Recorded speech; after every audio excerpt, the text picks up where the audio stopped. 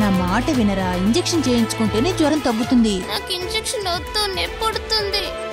నాకు ఇంజెక్షన్ చేస్తే తనకి చేసినట్టే కదా, అయితే నాకే చేయండి.